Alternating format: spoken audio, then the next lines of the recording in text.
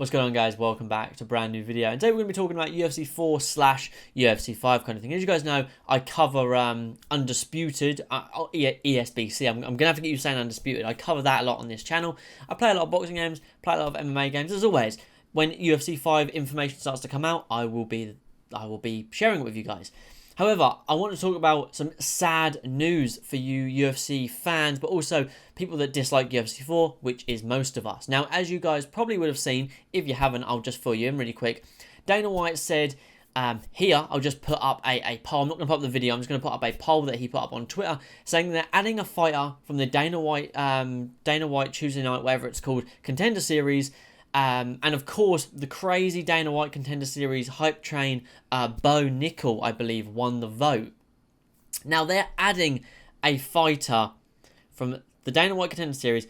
Bo Nickel, I believe, is 2-0 right now. He was a great wrestler. I appreciate that. He was a great, all-state wrestler. But they're adding someone from the Contender Series, but yet we're still missing top 15 fighters across different weight classes. We are still missing Alex Pereira, who is literally fighting for a title soon, and he still isn't in the game. As far as I remember, I'm pretty sure Jiri Prochazka, I can't ever pronounce his last name, the current light heavyweight champion. Last time I played the game, his model was terrible. It looked nothing like him. It looked like a big fat version of him. It was shocking. And yet they're adding someone from the Contender Series because it's that hype. That's what it is. It's that hype. That's what EA are doing. They're getting behind that hype. And they're like, if we add someone from the Contender Series who is all hype, I'm not saying he is all hype, I'm just saying at the moment he's a lot of hype. Same as that 17-year-old who just signed. They add him to the game, more people are going to play because they've seen that Contender Series win or that Contender Series fighter trending on Twitter, trending on Instagram, and that brings more people to it. Because the EA care only about the growth and popularity of the game. They don't care about the quality of the game that you actually play. And again, guys, I've said it before and I'll say it again, the sad news is the more they add to UFC 4, the more it slows down everything else. And I think the worst part about this is UFC 4 is their best seller. Funnily enough, it is of course the worst one, so it makes sense they would keep adding stuff because, like I said, it's the best seller, but it is the shittest one. Once you play it a good amount and you want a true MMA experience, you realise how shit it truly is. I don't ever play that game and feel like I'm having an actual jiu-jitsu experience or a wrestling experience. The closest thing I ever feel is, okay, I'm slightly boxing in an MMA standpoint. I don't ever feel like I'm having an MMA experience with this game though. It's not about the player experience at all, as you guys can imagine. It's all about those sale numbers with EA Sports. And as you can imagine, you know, this is why they keep adding stuff to it. You know, Rockstar have done the same with GTA 5. They have milked it to death because people are still playing it. And the more they add, the more people come back. And then they fall off. Then the more they add, more people come back. And it's a vicious cycle. Of course, we saw the leaks about GTA 6, but the point still stands with GTA 5. And that's what they're doing with UFC 4. Now, of course, we heard that UFC 5 was going to be coming summer 2023. Now that gives less than a year at this point, about 10 months, let's say, for UFC 5 to be done. Now, from experience, we've learned that they stop updating and stop adding things to UFC games about a 12 to 14 months before the next one drops. UFC 3, got Israel Adesanya and Sean O'Malley added to the game, and then it stopped dead. And then UFC 4 came out a year later. So of course, the longer they work on UFC 4, the common concept and thought process is the further away we are from UFC 5. However, it's not just UFC 5. If you guys remember the rumours and the article that came out a little while back was that they paused EA Sports' Fight Night, which they were going to be making another Fight Night. They paused it to work on UFC 5. Now, of course, the rumour is they're not even working on UFC 5 anymore. So the more they work on UFC 4, the further away UFC 5 gets. And in hand, the further away the next EA Sports Fight Night gets. And I know people are going to be shocked that I'm talking about a Fight Night. But just because I support the Undisputed Game, or ESBC, sorry, I'm going to call it both for a little while until people get Undisputed, that they've realised they changed the name. While I support that game and I want it to succeed, I also want to be able to play Undisputed. I want to be able to play UFC 5. I want to be able to play a Fight Night game. I want to be able to play a One Championship game. I want to be able to play that indie boxing game, Bloody Knuckles. I love fighting games, and I want to be able to wake up with that choice and turn my PlayStation on with the choice of what to play today. I don't just want to go, okay, I'm stuck between UFC 4 or sitting here with a thumb up my arse. I want that choice of a variety of games, and I'll never support a game so much that I want another game to fail. It's just a brain dead way to think.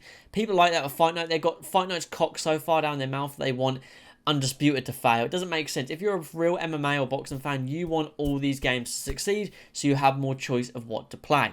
So, obviously, does this mean with them adding yet another fighter, does that mean we're a whole nother 12 months away? Because about a month and a half ago, I made a video talking about Chito Vera being added, was pushing UFC 5 back further.